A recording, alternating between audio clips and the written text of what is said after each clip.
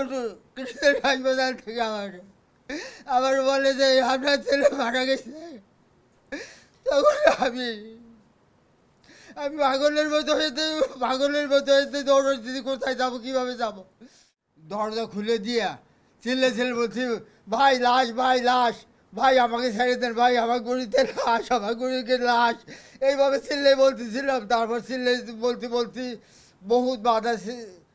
সাইদাবাদের পার হয়ে এমনি আমাদের গাড়িটা একদম ভাঙ্গিয়া আওয়ামী লীগ, ছাত্রলীগ, কৃষক লীগ এরা সবাই আমাকে অ্যাম্বুলেন্সটা একদম ভাঙ্গে ফেলাই দেয়।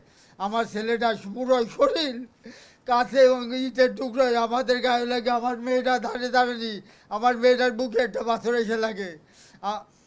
সেই সেই সেই অবস্থার ভিতর থেকে আমরা অনেক কষ্টে লাশটা বাড়ি নিয়ে যাই। তখন রাত 3টা বাজে। তখন দেখি যে পুলিশ, রাস্তায় পুলিশ দাঁড়িয়ে আছে, চারদিক পুলিশ আর পুলিশ। তারা বলতেছে যে লাশ এখনই দাফন করতে হবে, যদি আপনারা লাশ না দাফন করেন তাহলে আমরা এই লাশ নিয়ে যাবো। তখন আমরা অন্য উপনেতাকে বললাম যে বাবা, আমার একটা মাত্র ছেলে, আমরা কালকে সকাল 10টার সময় পর্যন্ত সময় দাও, আমরা সকাল 10টার সময় লাশটা দাফন করবো। আমাদের কোনো কথা শুনলো না। সে আমাদের 3টার সময় লাশ নিয়েছি, 40 মিনিট টাইম দিয়েছে, 40 মিনিটের ভিতর আমরা লাশটা দাফন করতে বাধ্য হয়েছি। আন্দোলন আমাদের লাশ নিয়ে যায়। আমার একমাত্র ছেলে, আমার একটি ছেলে, আমার কোনো ছেলে নাই। আমার ছেলের খুব কষ্ট করে আমি এসএসসি পরীক্ষা, এসএসসি পদার্থ পরীক্ষা দিয়া আমার ছেলেটা বোনের বাড়ি চলে গেছে। আর বোনের বাড়ি আসা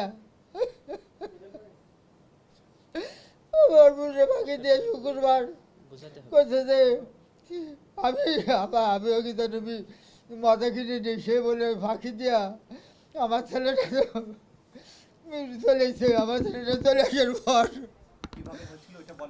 আমার ছেলেরা যখন চলে এসে আসার পর আমরা বারবার ফোন দিচ্ছি, আব্বা তুমি কোথায়, তুমি বাসায় চলে এসো, তুমি থাকো না, দেশের পরিস্থিতি ভালো না। কই যে আব্বা আমি আসবো, 5টার আগে আমি আসতে পারবো না। এইভাবে আমরা বারবার ফোন করতেছিলাম। আর ছেলেরা কিন্তু আমি 5টার আগে আসতে পারবো না। তারপর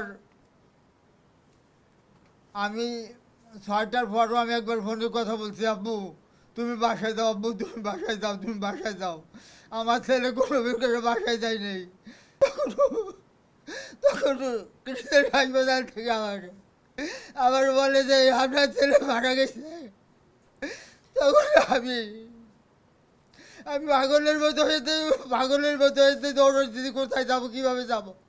কোনো গাড়ি চলে না, কিছু চলে না, কোথায় যাবো। একজন মোটর সাইকেল আলা তার পা ধরে বলছে, ভাই তুই এবার বাপ লাগিস, বাবা আমার ছেলেটা মারা গেছে, আমরা কত টাকা দেয়। এইভাবে 3-4 জনের মোটর সাইকেলে চলে কত দূর আসছি। তারপর কুড়িল বিশ্বরোড আসছি। কুড়িল বিশ্বরোড এসে আর আমি যেতে পারছি না। তারপর এক মোটর সাইকেল আলাকে বলছি, ভাই তুই আমার ছেলের মতো, আমার ছেলেটা মারা গেছে, তুই আমার ছেলেটা তার কৃষ্ণের হাসপাতালে শুনে নিয়ে চল বাবা। তারপর সে করছে যে যত বিপদক আঙ্কেল আপনার ছেলেদের আমি নিয়ে যাচ্ছি। তখন সে তার মোটর সাইকেলে উঠেই আমাকে দেখি যে আমার ছেলের লাশটা সাদা চাদর দিয়ে ঢাকা। আমি বললাম যে চাদর দিয়ে একটু উঠে দেখি। কথা আপনার কি হয়? আমি বলছি আমার ছেলে। তো দেখি যে আমার ছেলে সমস্ত শরীরে মাথায় এবং বুকে পাটটা গুলি করছে আমার ছেলের মাথায় এবং বুকে।